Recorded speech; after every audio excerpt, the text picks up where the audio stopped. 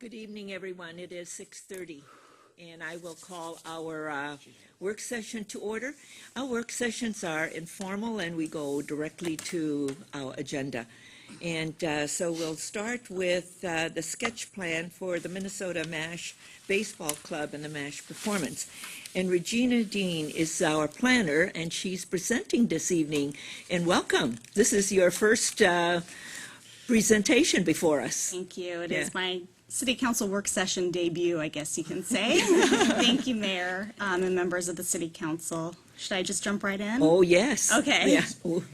So this evening we have two representatives. One is Tom Buski, who represents Minnesota MASH Baseball Club and MASH Performance, as well as Eric Rosbach, who's representing the business. So the proposal is for an indoor baseball training facility, and it would be within an existing office warehouse building. I'll jump to the zoning map, which gives you a better idea of the location. So this particular location, it's on 12571 Oliver Avenue South. The particular zoning is GIM PUD, which is Gateway Industrial Medium, and there is an existing planning and development as part of the approved parcel. Permitted uses within that particular zoning district include business parks, technology type businesses like medical technology, as well as industrial businesses with outdoor storage. Without outdoor storage, thank you. So the particular site is just north of Highway 13? Mm-hmm. Highway 13, and some may be familiar with the particular property as Life Touch is located in Building A. The proponent is proposing to potentially be located within Building B of the site. The particular PUD approval did allow for a percentage of the building to be office and a percentage to be warehouse. I do want to point out that 18.5% of the overall buildings, Building A and Building B, was to be dedicated to office. 81.5% would be dedicated towards warehouse. Mm-hmm. That's really important when you're thinking about the parking for the particular site, as it was parked for 223 spaces for office and 74 spaces for the warehouse type use.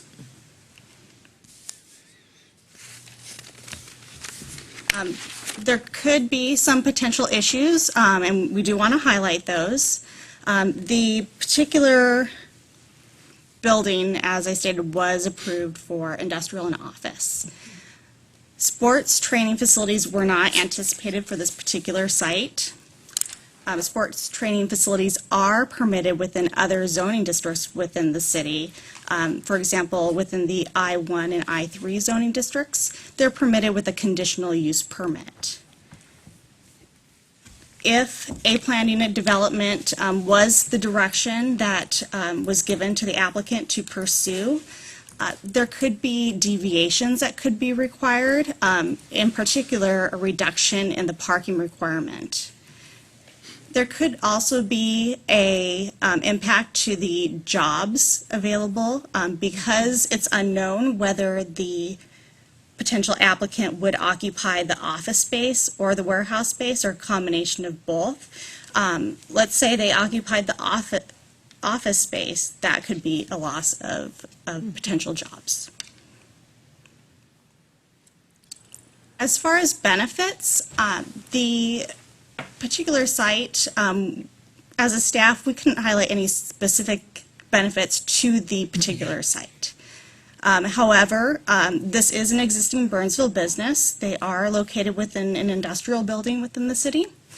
And so it would be allowing us to keep a Burnsville business within our city. So tonight we're asking for council feedback, not only for staff but also to provide direction to the potential applicant. The first question is the council supportive, or is this an appropriate use for the site, and is council supportive of the potential planning and development amendment? The second question that we would like feedback on, if council is supportive of staff completing a study to determine if sports training facilities could be an allowable use within the GIM zoning district as a conditional use permit or as an interim use within that zoning district. Now, that may take some additional time to survey other cities, to see what's done nationally, to really get to know, what occurs in a sports training facility as far as hours of operation, typical clientele, and to learn more about typical business model. Thank you. Yep. Members of the council, I think staff also identified that the biggest challenge is going to be parking.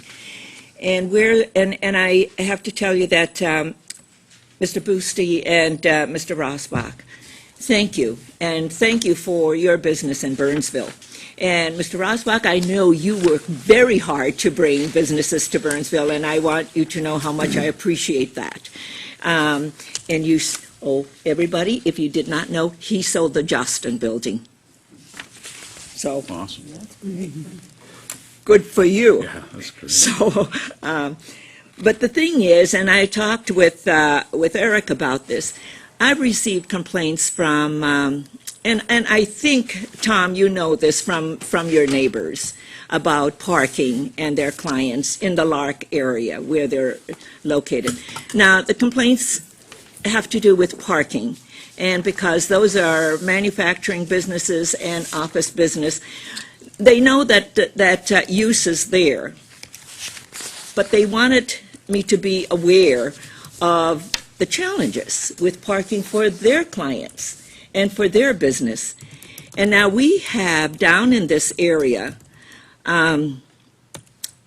Lifetouch, and they have a huge production facility down in that area. And this is going to be a challenge in terms of parking. It's going to have the same effect like at Lark. So that's what we have to determine, because one of the things that we have said is that we want to bring businesses into Burnsville that's going to create jobs. Now, I know that Mr. Busty's business has jobs, and you pay well, and so that's great. But I think there are a couple of issues that we really have to think about when you're looking at the GIM, the Gateway Industrial Medium zoning. Yeah, Mary. I agree with what you said, Madam Mayor. I too am delighted that a Burnsville business wants to grow in Burnsville. Yeah. I'm concerned. I have a different take on this, and it's not going to be a surprise to the fellow council members and some staff. And that is that I was on the planning commission when we created this GIM district, so I know the thought process that went into that. I also know that we did a study on in another area to allow this type of facility, and so I'm looking at the second of the 2 points here, and that is, I know things change, and I would be open to having staff look at this to see if it really is appropriate in that area. Yeah, me too. And I asked Eric if they've looked at other areas like down. I think South Cross has a little bit more height than, and you were looking for more height to the building, weren't you, Tom? The height in that building is reasonable. I mean, it's not going to really matter because we use cages a lot. So really anything above 20 feet we don't really need anyways. So it's 20 feet. Yeah, but you went like 16 or more. Yeah, 16 to 20. Yeah, Yeah. yeah. Yeah, Just as a Mary. follow-up to my point, though, is if staff looked at this, I think what they did before is to look to see, okay, what are the potential uses? Are they realistic to when we created that district? Has anything changed? Yeah. You know more of the questions than I do. So, as we did before, we were brought back with information and saying, yeah, some of the things have changed here, and this would be more appropriate than would have been considered before. I would be open to it, but I need some professional opinion. Yeah. I don't want to just, Me make that too. I decision. want to make sure that we're doing the right things. You know, we've spent a lot of time looking at that area, and I think we should be thoughtful about it. If it's going to be interim use also, then Tom needs to know that as a business going into it. And at the same time, I've asked Eric to continue to look in Burnsville for other properties that might fit the use. Because we have like the volleyball buildings down there, and now we have swim and gymnastics. Aren't there two gymnastic uses down in the South Cross area because Procart went out? So, and there's some height there that would fit Tom's business too, I think. But again, you'll run into that. But maybe it's peak time. Yeah, Mary. and you mentioned interim use, which I think is on here, and that's something that, but again, I'd want staff's professional opinion about the potential for that area and whether or not it's reasonable to reserve it, as we did when we created the Yeah. district. And if it's like, well, maybe, well, then interim use, I'd be comfortable with that. But But I don't also wanna just want jump into it. staff to be talking to the businesses down in that area who have businesses down there, and they have their employees, and they have a client base that comes in. I would like for them to talk to them and say, what do you think? So that we can have that insight.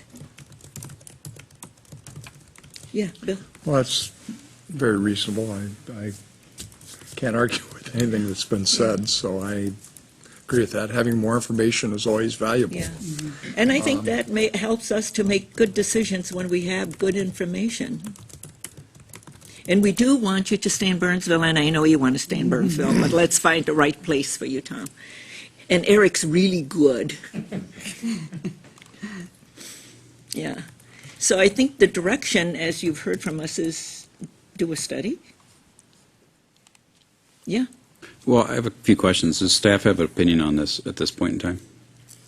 Madam Mayor, Any members of the background on it? council, I would say my opinion, without doing a lot of research on this, is that the GIM was put in, about 14 years ago with a specific purpose for job creation and to turn over that area. This type of use does not get us there.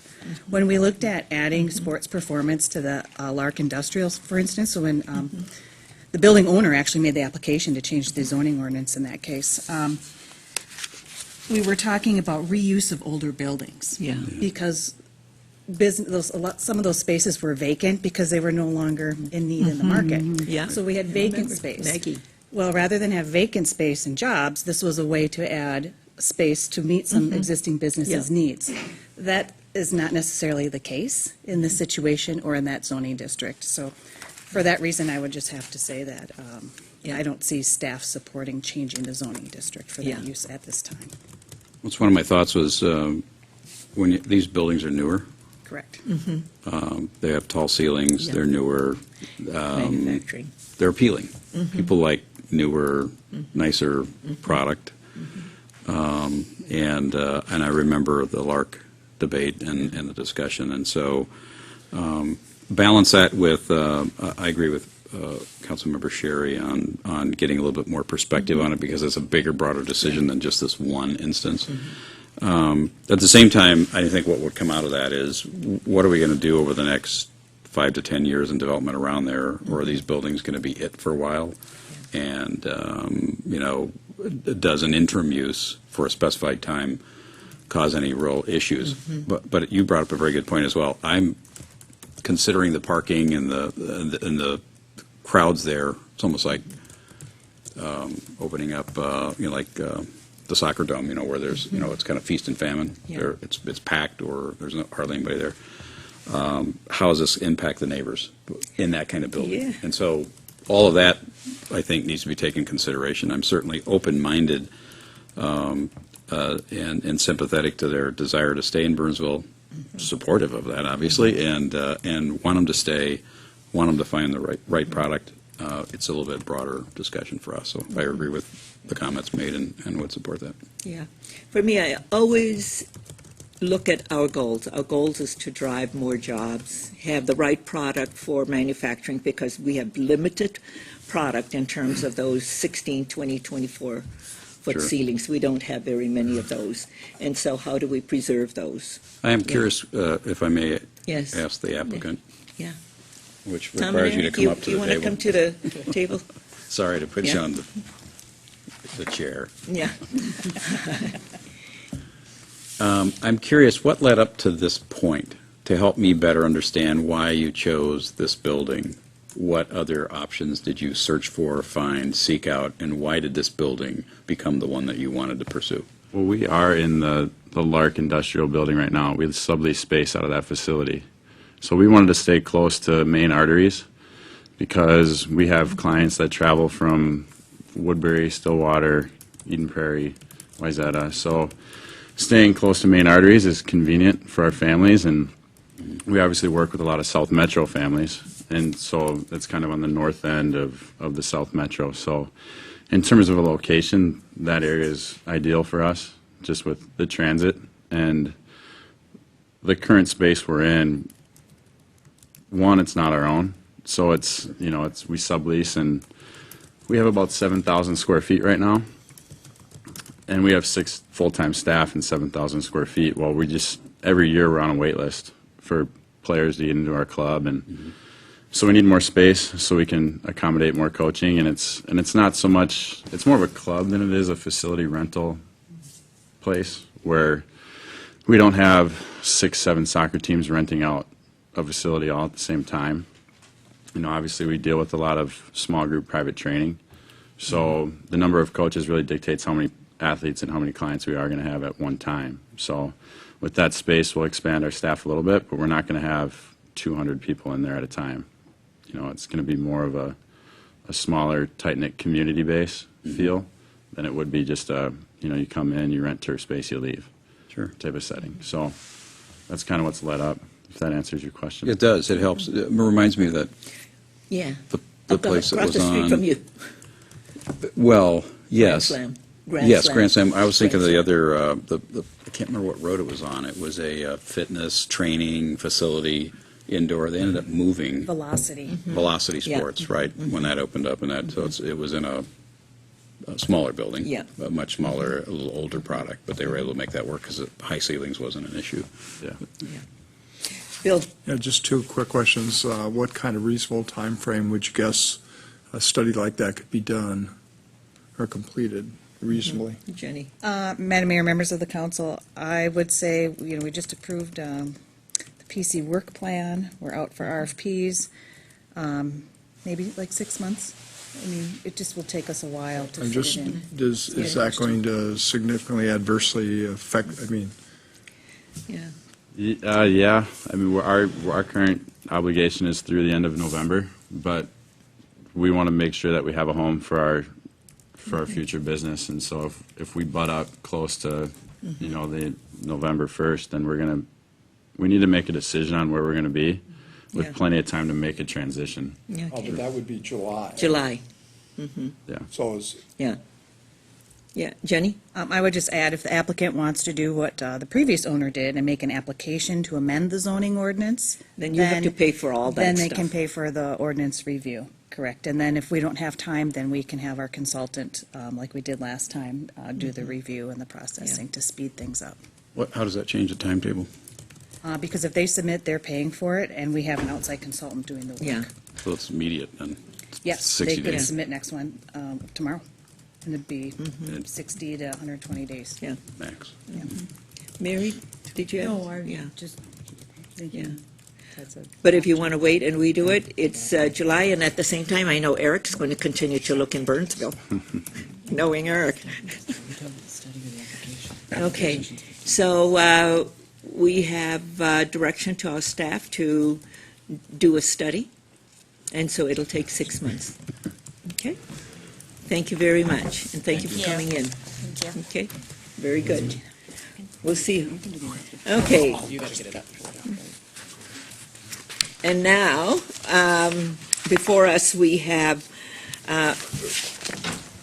Ryan Peterson, our city engineer, who is going to be, I think, teeing this up. We have with us this evening is Interstate 30, MnDOT 35W Minnesota River Bridge Replacement Project presentation. And so welcome, and thank you so much for coming out this very cold evening to talk to us and to share with us what's going on. I was just with your boss yesterday, Commissioner Zerling, but welcome. Thank you, Madam Mayor and council members. Of course, you guys are probably familiar that we started this process back in about 2009 originally. And Now, if you can introduce yourself, because the people at home are watching. absolutely, Yes. absolutely. John Solberg, I'm the South Area Manager for MnDOT. Scott Pedersen, I'm project manager for MnDOT on this project. And then, of course, we have our area engineer behind me, Tara McBride. Yes. And the consultant from SRF, Kevin Julie, is here as well. Okay, very good. Ryan, did you want to tee this up? Sure, yep, I certainly can do that. Yeah. So, they introduced themselves, and we're happy that they're here tonight. We started with preliminary engineering back in April of 2015, and we met a few times. We've had a couple open houses since then in November. People took some input there. You folks were in Bloomington last night to discuss the same project with their council, and the project is moving forward. We'll continue, and the next step is to try and get some input on a couple items. Okay, from very the good. City Council. Thank you. So maybe Who's we'll do a reboot. Okay, and who's going first?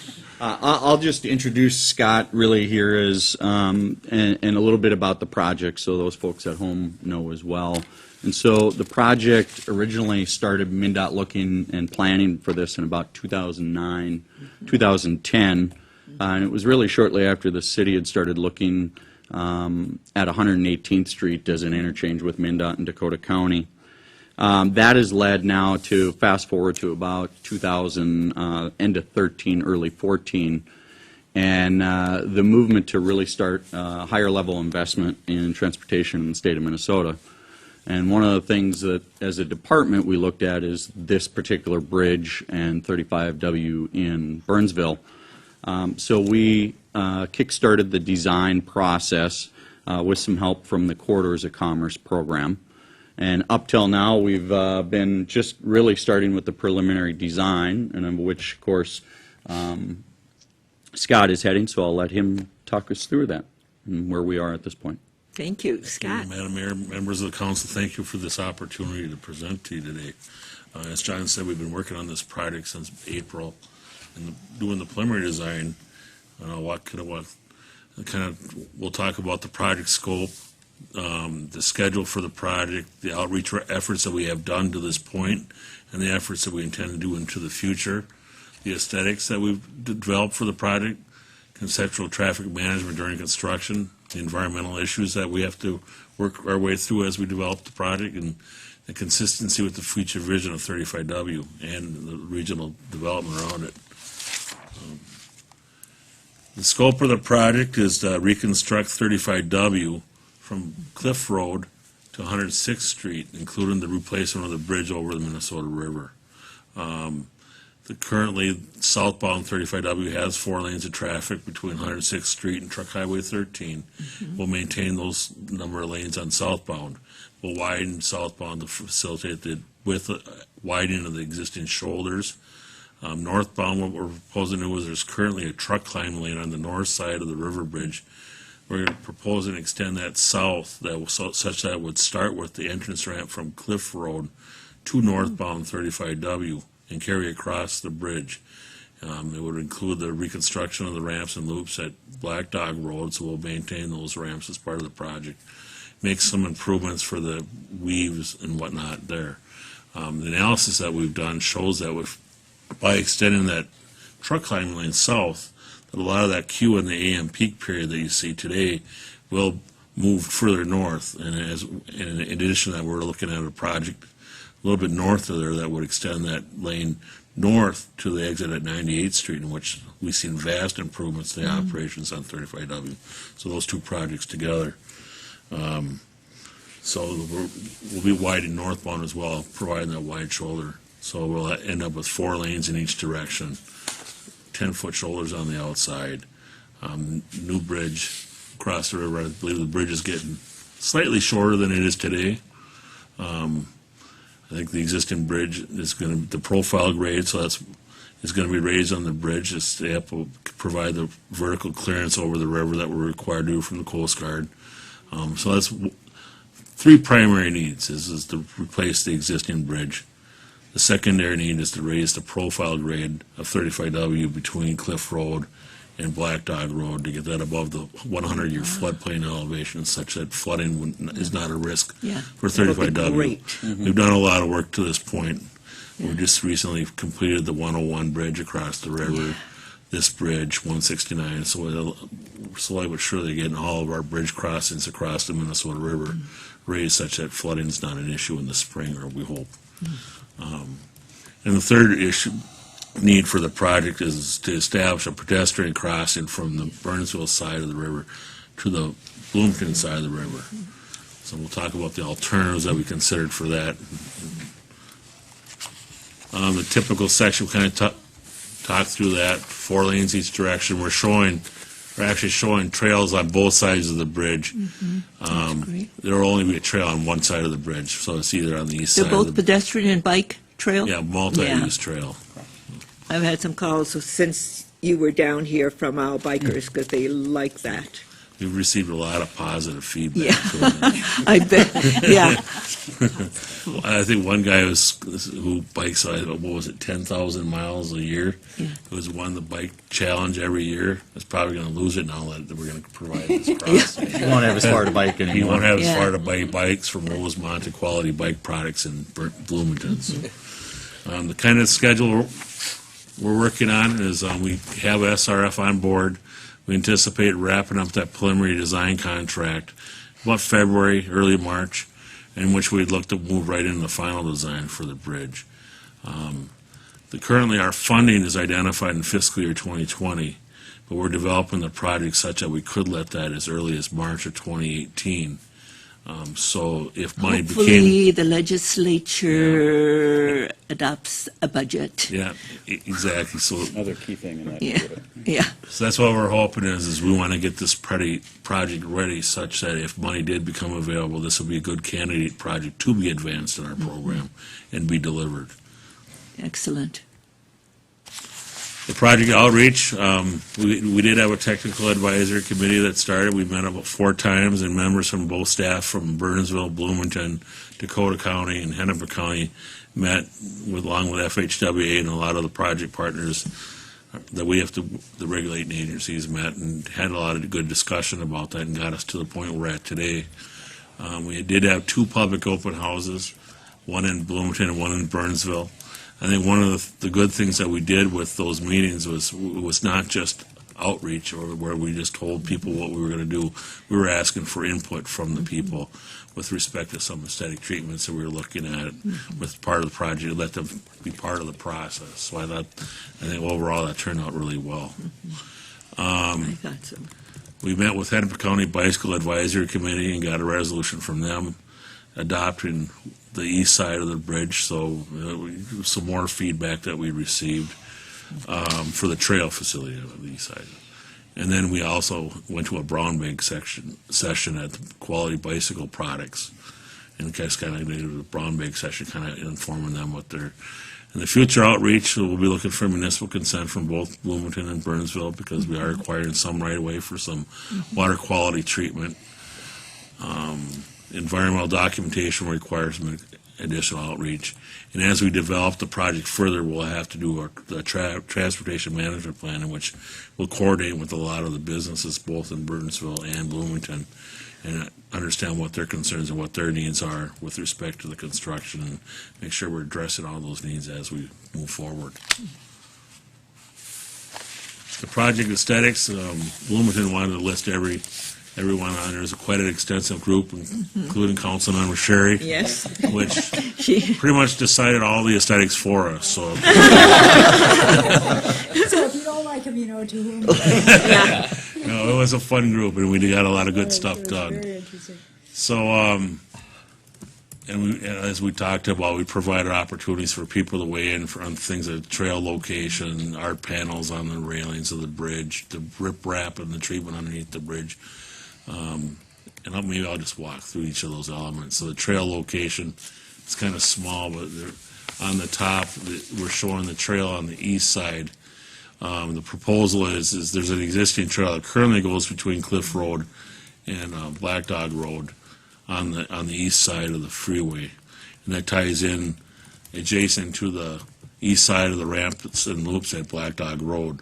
So the proposal on the east side would be is that trail connection would start, follow the inside of the loop up to the bridge, cross the bridge, and then come in and tie into Lyndale Avenue on the north side. The west side alternate started in the same location on Black Dog Road on the east side, crossed under the bridge, followed the loop on the west side of the road across the bridge, and there was a bike transfer facility that brought the bikers down and then back underneath the bridge and tied into the boat landing. One of the big issues or debates we had with respect to that bike trail was you got a mix between commuters and the recreational bikers. There's what going to be did a the lot commuters think? commuters, we're proposing to bring the trail north. So you can see where the pond location is on that north side. It's kind of that blue blob. So the trail actually Yeah. comes, parallels 35W and crosses over to Lyndale Avenue at that location. So their thought is as far north as we could get that, the better. But the recreational, their concern is they want that to tie into the DNR boat facility as well. So the predominant thing is to provide that trail on the east side and then have that connection north. But we're also looking at developing a off-trail facility that bikers could use if they get off the bridge, that they could bring them down to the DNR facility. There is a mountain bike facility But currently the commuters can still stay on the trail. right. Those who are going to work. Yeah. It was a matter of really balancing those that are going north and those that Those would continue to use the river valley. Yeah. And so, The recreational in uses. part, by bringing them further north, you're keeping that trail a little more level to some degree, rather Yeah. than bringing them down to bring them back up the Yeah. hill. Okay. So that's kind of weighing the opportunities, what we can do with that. And it was felt that it wasn't unreasonable to bike down the hill to get back to that trail facility out at the DNR. So it was kind of the balance that worked out. The only other alternatives that we looked at was structures on the north end where Helix is to get people down to the bottom, or switchbacks and things of that nature that would require additional maintenance and in upfront costs. So the riprap details, we looked at two alternatives for that. You can see be on the right is the riprap underneath the bridge with a short wall, and then on the left is or the opposite. Option A? I'm trying to. So on the right, Your left or option A or option so B? on the left shows the short wall on the bottom, and on the right shows just more of a natural setting. And the discussion that was had at the visual quality group was that if there was a trail facility adjacent to the abutment, we would provide that short wall. And the thinking was that if you provided that short wall and people wanted to stop and rest, they'd have a place to sit and whatnot.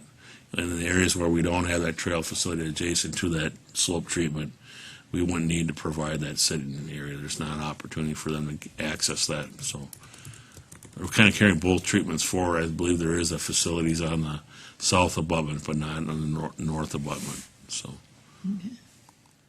the bridge piers, we had three alternatives. Alternatives A and C are pretty much the same. It's just kind of the aesthetic treatments, Richard. So the A is a single pier with kind of a limestone treatment type of thing. You see the darker portion on the bottom. We do have to maintain a certain elevation for debris in the river in the spring and whatnot. So it's kind of more of a crash-worthy section of the pier. The alternative B is kind of a split pier, so that provides an opening. And alternative C was the same as alternative A, except it's showing a indent and into the pier. It has a kind of a leaf pattern, and that was what was carried forward as from the visual quality group. So they thought that leaf pattern and set into the pier kind of provided more of a natural feel for something that's so behemoth big, and so. So C was your recommendation, Mary? Okay. So I think 35% preferred option C, 28% of the people that weighed in preferred option A. So you had over 60% preferring the single pier option, and then 20% preferred option B. So that's split pier. Option C also have a debris barrier. It doesn't kind it of look would. that way because of there's no contrasting color, but there's something that's going to be, Yeah, just, it would. they're all Still going to be be that. protected. Yeah. So the next thing we asked about was the railings.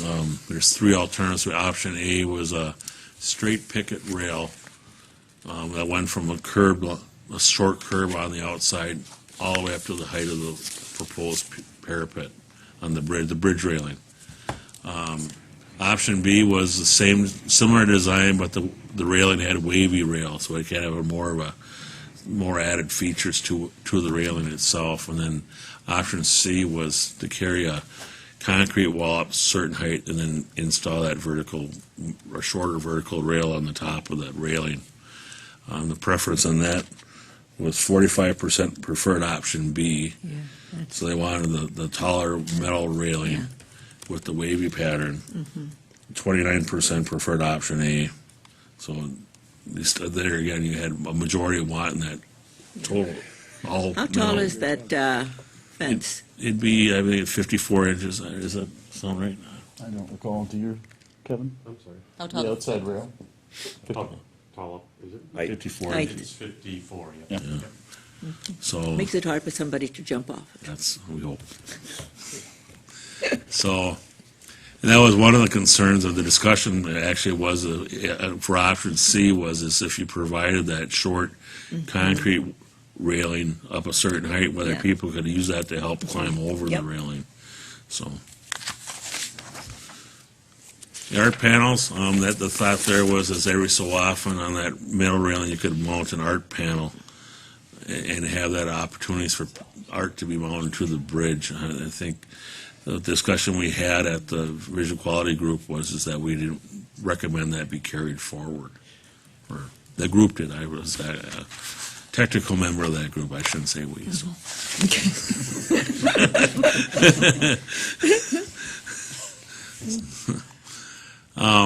The retaining walls, there was two designs for the retaining walls. On the left-hand side, it was just more of a straight, plain look. On the right-hand side, it had that same similar treatment was broken up every so often with a panel. And when we started all the visual quality of the thought process was try to integrate a lot of the treatments that we see around the area, and those vertical things were the thought at the time was that those would almost replicate the smokestacks at the Black Dog Yeah. plant. But Yeah. now those aren't even there anymore, so, or they won't be there. They won't be there. So, but maybe we could preserve it. Yeah. Option B was the preferred look I for the think that retaining too. wall. Yeah, Kind of breaks up the whole. yeah, it does. It's aesthetically pleasing to look at. The entry monuments, you can see the proposal is that four corners of the bridge, we would provide a entry monument. So you can see the bottom 6 feet is kind of a more substantial thing, and then you'd identify or develop some design spire on top of that. I think the anticipated height of that is about 30 feet. I think we started at 21 feet. I believe the spires that are currently on the Mississippi Bridge, or the 35W Bridge over the Mississippi River, are about 30 feet. And there's opportunities. where we're at now is that visual quality manual is gonna come out in draft form, and we'll route that to both cities and the county and whatnot, and receive comment on that. We haven't made a lot of those final decisions about color, and I think there's opportunities. We're showing that same leaf pattern on the rendering here. I think I think one of the questions came up is could you put Burnsville's logo into it, and Bloomington on one Bloomington's side logo. and Burnsville on the other. I think that's all open for discussion. I don't know that we'll specify that this is final. And I That don't- obelisk, Mary, fits the obelisk in Nicollet Commons Park. Hmm. Yeah, it replicates those obelisks, yeah. So there's a lot of opportunity left to have some input into that process. One of the issues that we discussed was similar to the bridge on 35W over the Mississippi River. Those obelisks are lit with LED lights. And so one of the thoughts was that these would be provided, but I think we'll talk about the pedestrian level lighting and the lighting. I think that intent that would have to be provided by the cities and maintained by the cities. So I think we'll talk about that. This slide is kind of showing opportunities after the construction of the project. Typically, our landscape projects follow approximately 2 years after the construction of our projects. One, to let the in-place turf establishment get established, and so when we are planting trees and shrubs and whatnot, that we're not wrecking a lot of the soil around it. So kind of just look at areas that we could potentially have some plantings. The consultant did provide some varieties of trees and or shrubs that could be planted. I think the committee said that they were happy with everything on that, except for cottonwood trees. Yeah. So I think Eliminate the cottonwoods. Yeah, why would we put more of those weeds out there? 15-minute discussion about cottonwoods. Big, we beautiful agreed trees that we are were god going to awful carry messy. cottonwood Yeah. trees forward. So Yeah. as we mentioned, one of the questions we had on when we asked people for their feedback was about pedestrian level lighting. Our policy is that if it's pedestrian level lighting, we are going to provide lighting for the freeway itself, and that will have some spillover light onto the trail facility. There was a lot of discussion actually about pedestrian level lighting, and we thought it would be good to ask both residents of each city whether they thought that would be a good expenditure from the city to, one, provide that pedestrian level, but also maintain that pedestrian level lighting in the future. So this was the question we asked, and you can see that 58% of those people said yes, and 31% said no. So it's just more kind of intended to provide both councils guidance on what they're, based on what input we've received, help you make a decision in the future. Well, and Mary? excuse me, Scott, if you recall, at our last work session, I brought that information back, that we would have to be working with Bloomington on Sure. that. So, Sure. thank you. So the construction schedule, and this is based on when our current funding is, so it's based on 2020, the funding's in 2020. So we'd start, the intended letting date would be March of 19, would be Ella. So we would start construction as early as July 1st. And that first year, they would work on constructing, we're shifting the alignment of 35W in the area of the river bridge to the east. So what that allows us to do is we can do a lot of the work on that northbound bridge without impacting traffic on the existing bridge. So they can do a lot of that work in that fall on the existing piers and in the river and whatnot without impacting traffic on the road. So they can almost work from August all the way to April of the next year, which time we'd be able to restrict traffic on 35W and then finish the northbound bridge and start to work on constructing northbound 35W. The intent would be is we would get the northbound side completed in that 2020 construction season. We'd open the traffic back up over the winter so we're not in a restricted traffic situation, and then come back the next spring and take all the traffic, put it on that new northbound bridge and the northbound roadway, and construct the southbound side and get that done in one construction season. I should put the caveat on this is that this is all preliminary. There's a lot of work that we have left to do. So that's just kind of our thought. And kind of one of the concepts that were proposed, thinking about is maintaining 5 lanes. There's currently 6 lanes of traffic in each direction, so there's 2 general purpose and 1 min-pass lane in each direction. We don't have the room off the bridge to maintain those 6 lanes of traffic, so the thought was we'd restrict that down to 5 lanes. We'd have 2 lanes of general purpose each direction with a reversible min-pass lane, so we provide a min-pass lane in the peak hour, peak direction, so northbound in the AM and southbound in the PM, and we utilize movable barrier. That's a lot of work that we still have left to do with respect to developing that concept. So, and a lot of outreach with the bus companies, Medtrans, MVTA, and the businesses and whatnot, so. Environmental impacts, we will incur wetland impacts. We are doing a lot of retaining walls we're putting in are to minimize those impacts. I think our overall impact without mitigation was over 3 to 4 acres, and with the mitigation, we're under 2 acres. We have met with the Corps of Engineers and coordinated with them. They're happy kind of where we're at, and we're proposing to mitigate those impacts through our bank.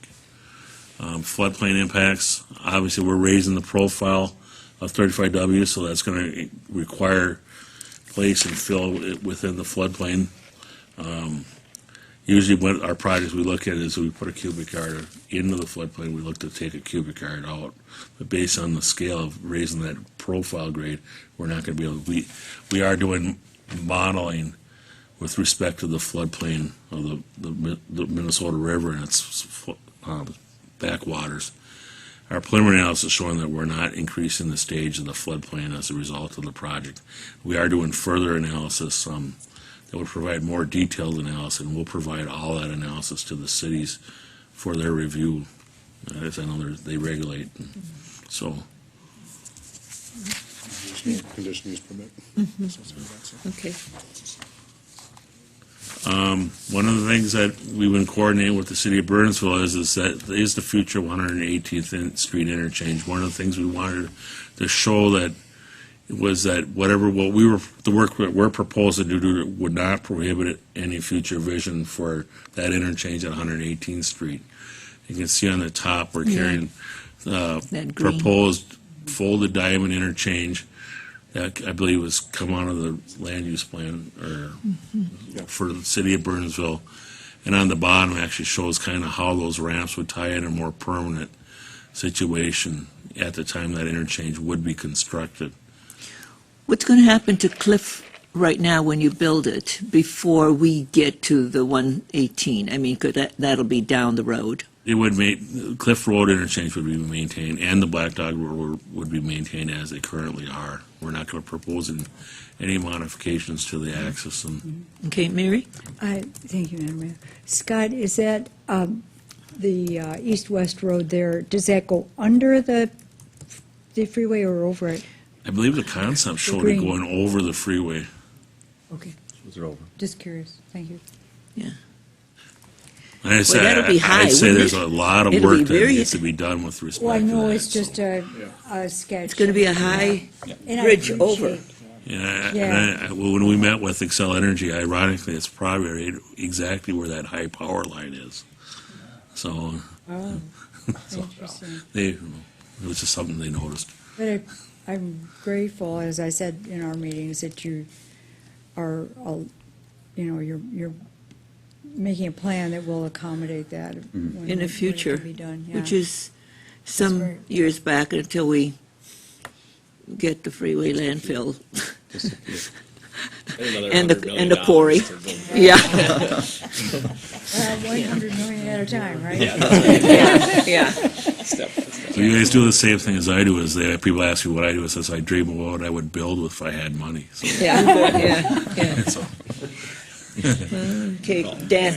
You had a valid question. I was curious Yeah. to hear from Steve on how this impacts at all our plans for straightening out Cliff and that whole thing. Yeah. And does it make sense to do it when this is No, being it done? Or is doesn't. this really This not doesn't gonna affect- impact our plans at Cliff at all.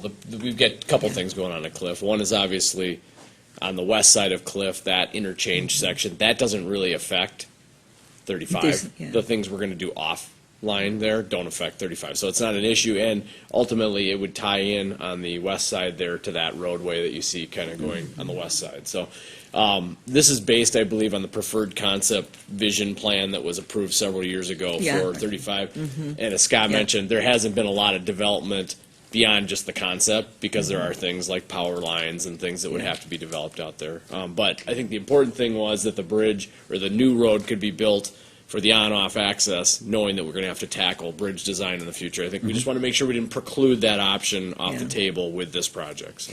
Which is good because we know how long things take, like 5 and 13, so It's a long-term thing. Yeah, we want to make sure but at because least this is a it's long-term. built. We know how often the bridges get built on 35. yeah. It's But a at long least time the out. it's the interchange is built into the plan, so when it happens, It can be It can be done. accommodated. That's the key thing. yeah. And at that time, Cliff obviously goes away potentially as part of any interchange here. But again, that's a long-term vision where Cliff then goes under 35 and it doesn't have on-ramps anymore at that point. So. Okay. Local government concerns, we talked about the entry monument lighting, the pedestrian level lighting, so that'll be something to keep in mind. The major and minor maintenance in the pedestrian facilities, including the snow removal, sweeping, debris, et cetera, for the trail facility across the bridge. Limited use permits, one of the things we've asked is that the existing limited use permit for the trail between Cliff Road and Black Dog Road be renewed. One of the things that's going to help us do is with it makes it conditional use, so that it becomes a temporary. Then it's not a 4F impact; it's a Parks impact. I think there's been some discussion about the term of that limited use permit. I think we've gotten approval to go up to 20 years, if that. Correct. So. Yes. So we would have for the existing trail facility, but also that new trail facility that would connect Black Dog Road to Lindale Avenue. That's, Okay. any questions? Gosh, no, I thought you did a wonderful job in the outreach and the process that you did here in Burnsville, the open house that you had, because there's so many people, and the way that you did that allowed people to ask you questions, to talk about their concerns, and we even all heard about some of their ideas, how you can improve on what was being Both being meetings were proposed. really attended well. I think I was very happy. I think we had a little bit more at the Burnsville meeting, because I think we had some good media coverage for the Bloomington meeting, so I think that gave us a little more plug for the meeting of the next night, so I thought both were good. But I just want to commend you for your work and the outreach and the continuously communicating with us and with our citizens, because a lot of commutes go across the river and they're concerned. Yes, Steve? Mayor and Council, he touched on some concern items. I don't think they're concerns as much as they're just details to work out on our end.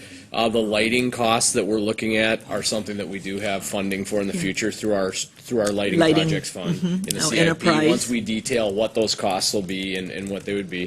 From a maintenance standpoint, we've invested, along with Dakota County, a substantial amount of money in the Black Dog Trail system. Yeah. This will be part of that system. We'll be working with Bloomington on we're going to have winter maintenance in that area on that trail anyway. So for us in Bloomington, it'll be a matter of who goes to what location and how do we split the cost. So I don't think I saw that those they aren't had- big issues long term for us to work out. So I saw that you had a boundary line running down the river, Yeah, Burnsville. yeah, we stop right here. Yeah. and I do think the Bloomington. Bloomington Yeah. had discussions about how that would work, and whether it's Yeah. every other year. Burnsville does it one year, Bloomington does it the other. And I'm sure there's going to I have to trust be. that our staffs It'll- will work it'll be all of worked out. that out and bring it to us. Jenny? I just have a question. I normally don't ask questions at work sessions. Oh, but I don't well, see you of very course often. you should. My question is, you mentioned the 35W bridge over in Minneapolis, right, in the pillars. They also have a feature there that is the white kind of zigzag Yeah. LED lights that indicate when you're over the river. Is this bridge going to have that same feature? I think those are the spires I was referencing in the center, in Yes, between the in the northbound. center. Yeah. So those are the spires I was referencing when I was Okay. talking about the height of the monuments. And that, the issue was the lights that, so those are lit with the LED lights. So that's kind of the issue we're asking, if do you want lights, and if so, that would be a city cost. And Okay. It'll be on our tab with Bloomington, so we'll have to determine what level of investment the city wants to make Yeah. on that. Yeah. And the good thing is that we do have a lighting utility enterprise. And in the lighting utility, there's a portion that's dedicated to major collector roadways and highway roadways, and that's why Yeah. we can fund this type of Yeah. improvement from there. So. Okay. Any more questions for No. Scott? And maybe John? one last, kind of the schedule moving forward. As we talked about, it's municipal consent, so I think we're looking for staff approval of our layout internally end of February, so we would work with the city to work through that process, and as I said, that will require additional outreach and discussion, so. So you need for us to adopt a resolution? Correct. Okay. So Heather, if that can be put on, and you need it before February, the end of No, February? no, we won't come to the city till the end of February, then we'll coordinate with the city staff and we'll Okay. work through that process. Okay, I just wanted then to- you do that, and then we'll I know just when want you it'll to be on aware our that we're gonna- agenda. This isn't the first time you're going to see us, the only time you see us, we're going to come back for more. You're going to get Yeah.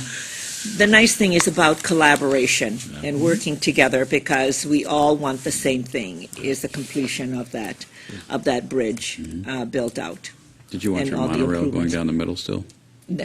Well, on the air, but that'll be, that's gonna be such a Can we long, pick that up in the street lighting bill? yeah. Huh? What? Can the street lighting fund the Yeah, monorail? Yeah, the monorail across the, instead of a light rail, Future technology rather than, Thank you. yeah.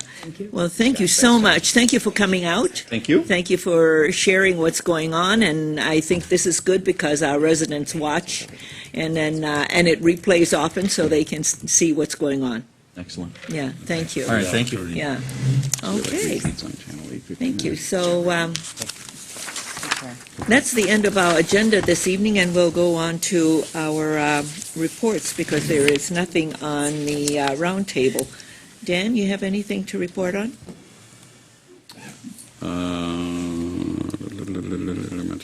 I do not. Bill? Mary? Okay.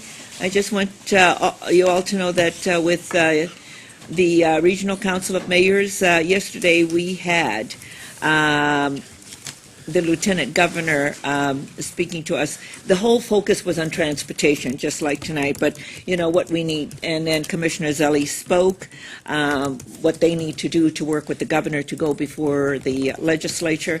And then Chair Dunick from Metro Council talked about the transit and all of those funding for both roads and transit, how all of that come together. And then two county commissioners, McLaughlin and McDonough, from Hennepin and Ramsey County. It's how the CTIP money helps to fund transportation and transit on the corridor. So that's that. And on the our meeting, CVB meeting on December, I want to report that Burnsville continues to do well with all of the visitors and businesses who continue to stay and occupy our hospitality industry. So occupancy rates are up, and that drives our average daily rate as well. So our funding, and you've seen our reserve funding is strong, and we met with our advisors, investment advisor, and that's doing very well. One of the things that we did also, simply because we thought the timing was right, as the chamber looks at their new president, but we've had a reciprocity between the chamber president and our exec to sit on each other's boards. But there has been a lot of questions by the chamber board as to why we have a seat. And those were just things that were done way back when I think it was 10 or 11 years ago, At least. when we started that reciprocity. And since they were questioning it, and they also questioned it in 2013 when they did a revision of their bylaws, and we thought, if it's something that they continue to question, and for us, it gives each of our organizations the flexibility to choose who sits on the board rather than this reciprocity that takes up a seat, if they're questioning that. Mary? I'm assuming the CVB would still be a member of the Oh, chamber. absolutely. We will continue to be a member Okay, and that would be support important. all of the chamber functions and event. It just gives us more Yeah. flexibility to make choices about who sits I on our board. understand, sure. Thank you. Did I miss anything else on that one? I would just add that our discussion included the value added for the Yeah. chamber for being on or the value added for the CVB board to be on the chamber's board. And we looked at that and saw that our value is more as a member. Yeah. And we support Yeah, them okay. than more so Yeah. being on the board, so. But now they can choose whether if they want to select a member of our board or the executive director. Now it's their choice. It's more flexible rather than this reciprocity.